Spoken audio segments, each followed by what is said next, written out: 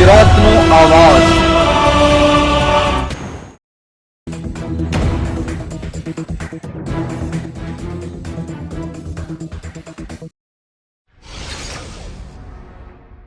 આણંદ જિલ્લામાં 4 થી વધારે ભગવા લવ ટ્રેપનો ભોગ બનેલ દીકરીઓના પીડિત પરિવાર સાથે ચરોતર મુસ્લિમ આગેવાન સોહેલભાઈ ચિસ્તિયાએ આણંદ જિલ્લા પોલીસ અધિક્ષક સાહેબને લેખિત અને મૌખિક રજૂઆત કરવામાં આવી।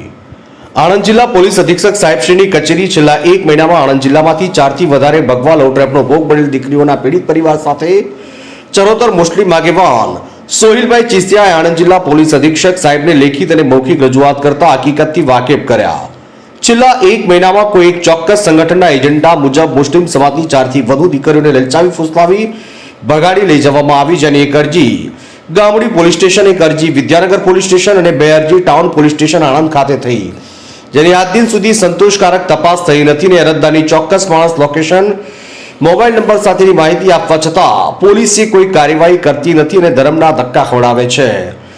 ઘણા બધા દિવસો હોવા છતાં આજ દિન સુધી એક પણ દીકરીની ભાળ મળી નથી। સાથે સાથે ગામડી પોલીસ સ્ટેશનમાં ફરજ બજાવતા વિજયસિંહે ગઈકાલે સામાવાળાની માહિતી આપવા ફોન કર્યો, જેથી તે તોછડાઈ ભર્યું વર્તન કરીને આગળ જે થાય તે કરી લેવાનું કહ્યું। મારું નામ શેખ ફોઝિયા ઇકબાલ છે અને આણંદનો રહેવાસી છે। મારી બેન 7 તારીખની ગતી રહી છે। 14 તારીખથી આજે 15 દાડા થઈ ગયા। પોલીસ સ્ટેશન ગામડીમાં પહેલાં મેં ફરિયાદી ટાઉનમાં કરીને ગામડી સાહેબે આના 15 દિવસથી મેં ધક્કા કહી મેં કોઈ જાણ નહીં, કશું માન્યું નહીં, કશું અભરતા નહીં। જઈએ ત્યાં એવું કે બી કશું જાણ આપવામાં આવી નહીં। આજે 15 દાડાથી અમે થાકી ગયા છે। મારા મમ્મી પપ્પા છે નહીં ને મને એટલી જ અપીલ છે કે મારી બેન જેવી ગઈ છે એવી વહેલા સે વહેલા તો મને મારી બેન પાછી અપાવી દો। મારે બીજું કશું જોઈએ નહીં, બસ મારી બેન મને પાછી અપાવી દો।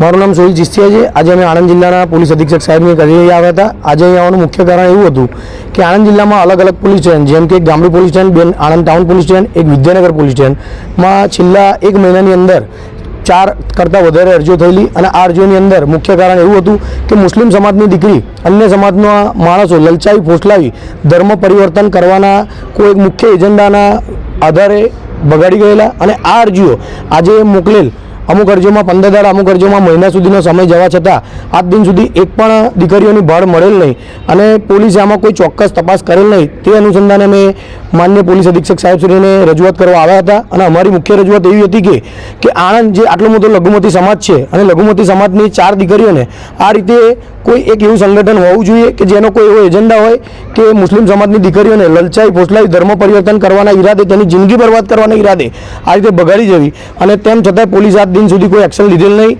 એ માટે અમે આવેલ હતા અને અમારું પોલીસ અધિક્ષક સાહેબશ્રી સામે અમારી મુખ્ય રજૂઆત એવી જ હતી કે આ તપાસ કોઈ બી એક સક્ષમ એજન્સી જેમ કે LCB, SOG કે ક્રાઇમ બ્રાન્ચને સોંપવામાં આવે અને અમારી દીકરીઓ અમને પરત સોંપવામાં આવે અને કાયદેસરની કાર્યવાહી કરવામાં આવે। તેની સાથે સાથે આ વાતમાં નવાઈની વાત એવી છે કે આમાંથી એક કેસ એવો હતો કે જેમાં સામાવાળા ખંભાતના છે અને આ તપાસ ગામડી પોલીસ સ્ટેશનમાં છે। ગામડી પોલીસ સ્ટેશનના એક અધિકારી છે જાતે ખંભાતના છે, આમાં એક સકમન લેડીઝ છે એ જાતે ખંભાતના છે અને કોઈ ડિસ્ટર્બના ભાઈ જયદીપભાઈ ગામડી પોલીસ સ્ટેશનના વિજયસિંહ, આ બંને જણા સીધી રીતે સામાવાળાને સપોર્ટ કરી રહ્યા અમને દેખાઈ રહ્યું છે અને પોલીસની આમાં સીધી સંડોવણી છે આ કેસની અંદર એવું અમને લાગી રહ્યું છે। જેથી અમારું ગુજરાત રાજ્યના ગૃહમંત્રી સાહેબ હર્ષ સંઘવી સાહેબને કહેવું છે કે મુસ્લિમ સમાજની દીકરી મુસ્લિમ સમાજમાં જ શોભે, હિન્દુ સમાજની દીકરી હિન્દુ સમાજમાં જ શોભે।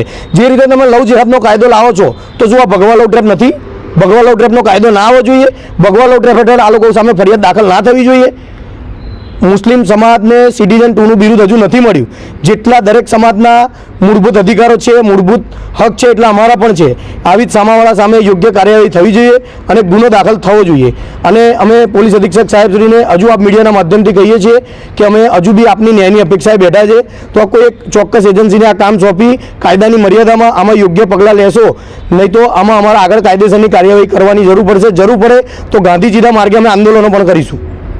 અને આ જ કેસમાં એક બેન કે જેની પાસે સંપૂર્ણ માહિતી છે, જેની તપાસ નહીં કરવા જણાવવા પોલીસે કહેલ કે અમારા પાસે મહિલા પોલીસ નથી, જાતે પૂછી લો અને આ જ વાતમાં ડી સ્ટાફમાં ફરજ બજાવતા જયદીપસિંહની સંડોવણી હોય તેમ સ્પષ્ટપણે જણાઈ આવે છે।